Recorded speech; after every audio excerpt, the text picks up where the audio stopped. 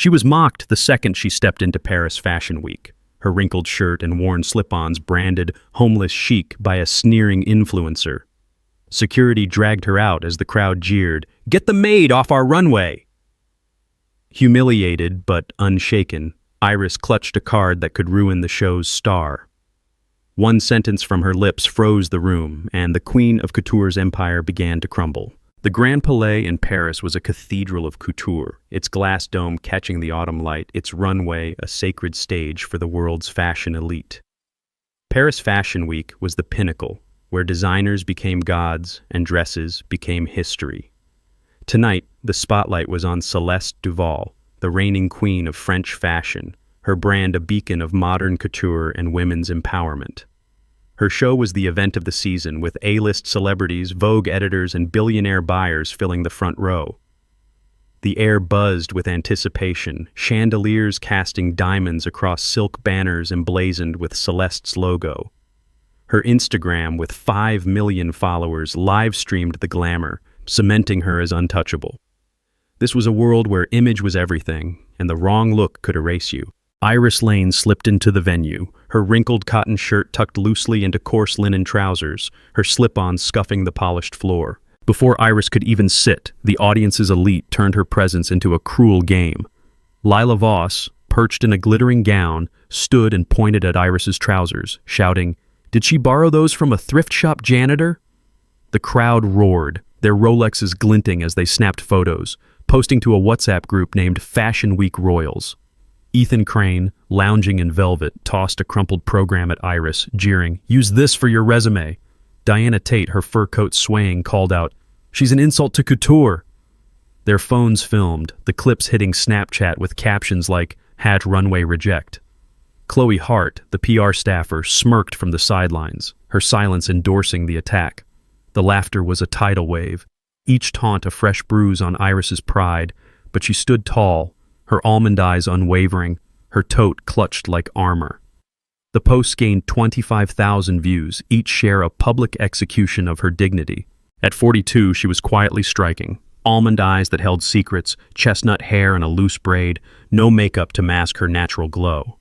Her canvas tote held a sketchbook, a pencil, and a faded photo of her old studio.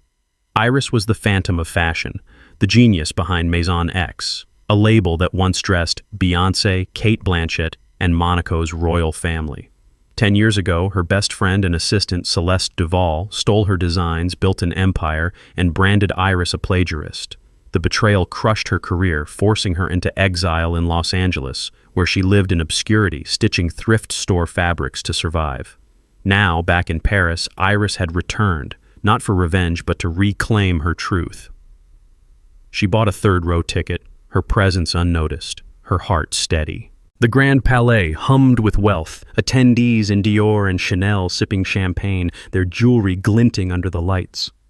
Iris took her seat, her tote on her lap, her eyes scanning the runway. Nearby, a fashion influencer named Lila Voss, her blonde curls cascading over a sequined gown, noticed Iris's outfit and smirked. "Is this a charity event now?" she whispered to her friend, a model named Ethan Crane in a velvet suit. Their laughter drew stares, phones lifting to capture Iris's misplaced presence. A PR staffer, Chloe Hart, approached, her clipboard clutched like a weapon. "Sorry, this show is not open to random guests," she said, her voice cold. "You're in the wrong seat." Iris's lips curved gently. "I have a ticket," she said, producing it from her tote. Chloe's eyes narrowed, raking Iris's slip-ons. "This must be a mistake," she snapped, loud enough to turn heads. The humiliation escalated. Lila Voss, live-streaming to her 200,000 followers, zoomed in on Iris, giggling, "Oh my God, who invited the housemaid?" The front row, filled with editors and buyers, burst into laughter, their camera flashes popping like fireworks. Ethan leaned over, shouting, "Did you get lost on your way to the laundry room?" The audience roared, their phones out, filming as Chloe signaled security. 2 guards, burly men in black suits, grabbed Iris's arms, their grip firm. As Chloe summoned security, the guards didn't just escort Iris, they staged a spectacle. Victor, the lead guard, grabbed her tote, holding it aloft like evidence of a crime. Barking, "What's in here, stolen fabric?" The audience hooted, Lila Voss filming, her live stream caption flashing, "Couture criminal." Paul, the second guard, yanked Iris's arm, his voice booming. "You thought you could sneak into Fashion Week?" Ethan Crane shouted, "Check her pockets. She's probably a pickpocket." The crowd's phones recorded, the footage spreading to X, tagged Nadad Gatecrasher with 30,000 retweets. Iris opened her tote, revealing only her sketchbook, but Victor tossed it back, muttering, "Trash," like her outfit. The humiliation was a public trial, the guard's aggression a deliberate show for the elite. Iris's slip-ons dragged, her almond eyes flickering with pain, but her silence held firm, a quiet defiance against the storm. "Let's go, lady," one muttered, dragging her from her seat, her slip-ons scraping the floor. The crowd cheered, a woman in a fur coat named Diana Tate yelling, "Back to the streets!" The video hit TikTok, captioned "Nandad Fashion Fail," racking up 50,000 views in minutes. Iris didn't resist, her almond eyes steady, her dignity a quiet shield against the mob. The second guard tightened his grip on Iris's arm, but she didn't flinch. As Iris was pulled past the backstage area, Celeste's crew unleashed a barrage of malice. A seamstress named Elise, threading a needle, sneered, "Look at her! Bet she sews with duct tape!" Marc Laurent, flipping through a mood board, laughed, "She's here to beg for scraps." A lighting tech, adjusting a spotlight, added, "Celeste's too big for nobodies like her." Their voices echoed through the chaos, loud enough for Iris to hear as she steadied her tote. An intern, carrying coffee, snickered, posting a photo of Iris to the crew's group chat, captioned, #LostInTheAlley. The image leaked to a gossip site, each comment, "Pathetic. Ban her." A fresh wound. The crew's cruelty was a mirror of the runway's scorn, their words a calculated effort to erase Iris's worth. Her chestnut braids swayed, her almond eyes burning, but she kept moving, their venom unable to crack her composure. As Iris was pulled toward the exit, the runway lights dimmed, and Celeste Duval emerged backstage in a white silk gown, its seams shimmering with hand-stitched pearls. At 38, she was a vision. Platinum hair swept up, emerald eyes sparkling, her smile a practiced mask of grace. The audience erupted in applause, Vogue's editor-in-chief standing to clap. Celeste's brand was a $500 million empire, her designs worn at the Met Gala, her TED Talk on empowerment viewed 10 million times. But as she stepped forward, her eyes scanned the crowd and froze on Iris, now at the venue's edge. Her smile vanished, her face paling. "No, it can't be," she whispered, her voice caught by a nearby mic. A reporter, a young woman named Sophie Bell, leaned in. "Do you know that woman? Seems like a misunderstanding." Celeste's breath hitched, her composure cracking. "No," she said sharply. "I don't know her. Security, remove her immediately." She reached into her tote, pulling out a silver-embossed card, its faint logo reading Maison X. To the uninitiated, it was meaningless. To fashion's inner circle, it was a ghost from a golden era. Iris's voice was low, clear, cutting through the chaos.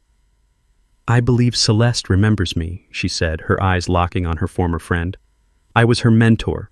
She was my assistant, the one who copied every sketch, every seam, every silhouette, and turned them into the empire you're all clapping for."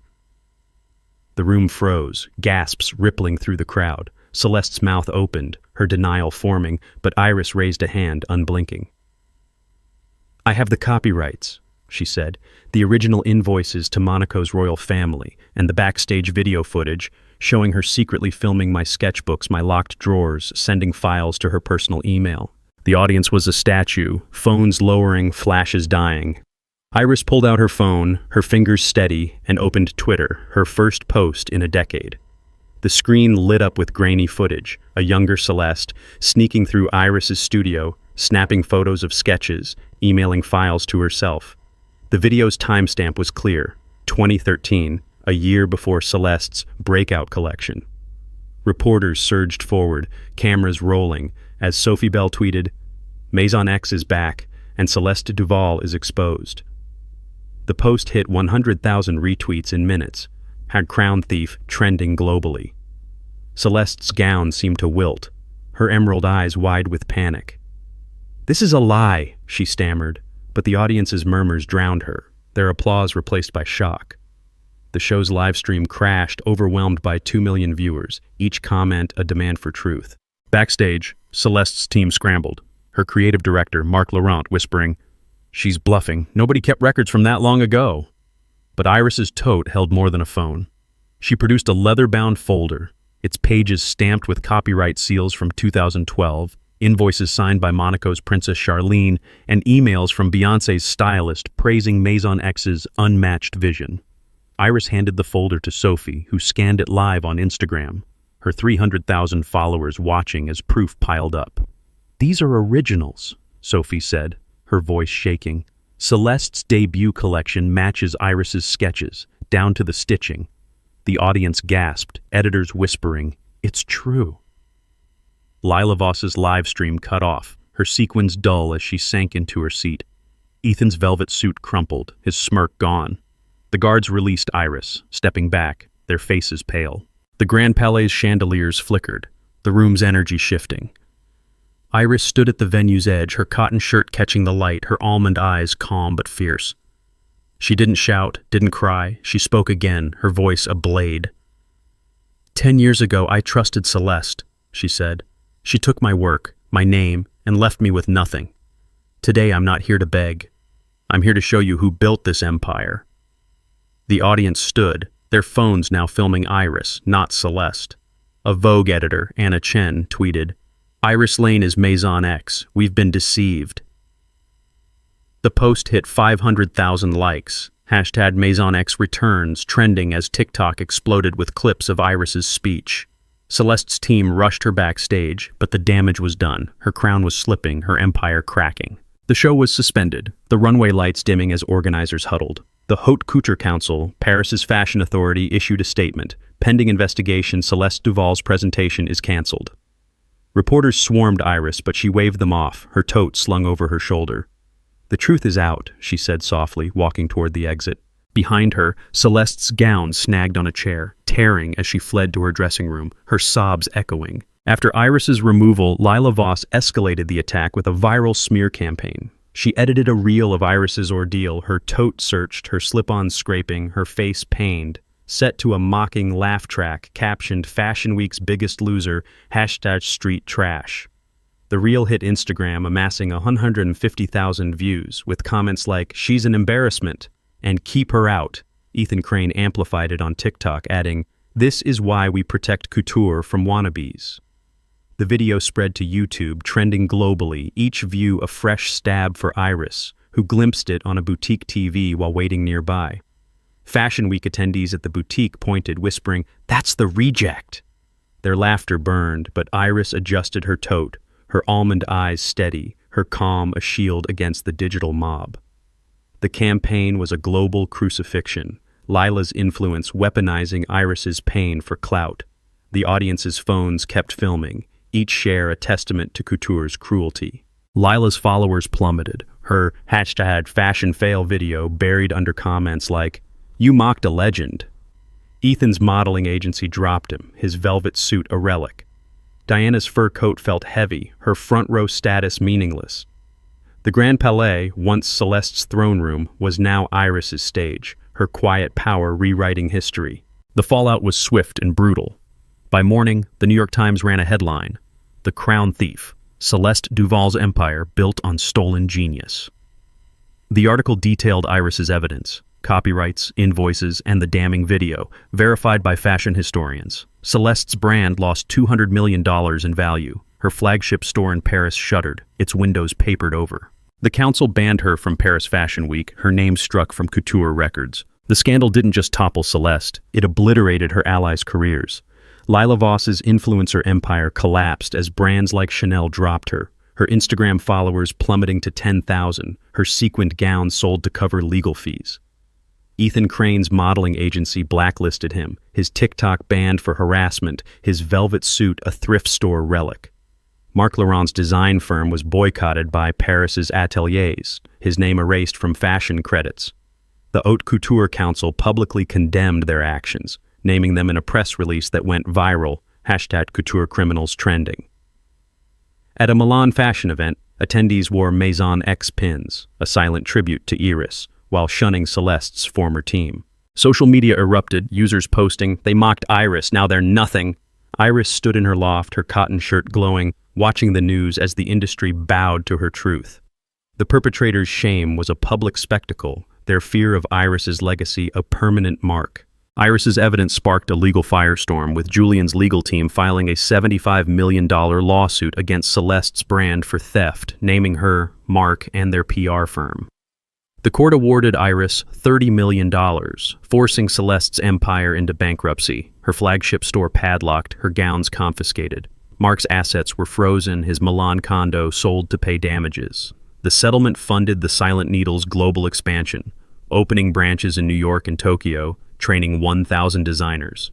Fashion houses worldwide adopted Iris's Truth in Design pledge, banning stolen work, inspired by her stand. WWD ran a cover story, Iris Lane Kuchar's Conscience, her tote iconic.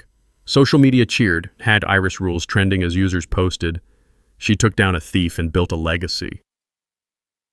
At a Silent Needle workshop, a student thanked Iris, her designs now protected. Iris smiled, her almond eyes bright, her victory a beacon for the silenced. The guilty trembled, their empires dust under her quiet power. Her TED Talk was removed, her empowerment narrative exposed as a lie. Social media was merciless, had Celeste fraud trending as users posted, "She stole Iris's soul." Celeste's team issued a denial, but it crumbled under scrutiny, her creative director Mark resigning in disgrace. Lila's influencer career tanked, her sequined gown sold online. Ethan's Instagram was suspended, his followers gone. Diana's buyer status was revoked, her fur coat a symbol of shame. Iris didn't linger in the spotlight. A month later, she stood in a renovated Parisian loft, her slip-on silent on the hardwood, announcing the relaunch of Maison X. The label's first collection, hand-stitched silks, bold linens, and defiant cottons, sold out in hours, worn by Zendaya and Emma Watson at Cannes. Iris also opened the Silent Needle, a design academy for creators silenced by the industry. Its first class trained 100 women, their stories of stolen work echoing Iris's own. She oversaw every detail, her sketchbook filled with new designs, her tote a constant at workshops. Her husband, Julian Lane, a tech mogul who'd funded her comeback, supported her quietly, his Bentley parked outside. But Iris's vision drove the mission. The loft's walls displayed her old sketches, once stolen, now celebrated. Letters from students poured in, thanking Iris for giving them a voice. She read each one, her almond eyes bright with purpose. Celeste's empire never recovered. Her brand was blacklisted from Milan and New York, her stores replaced by pop-up shops.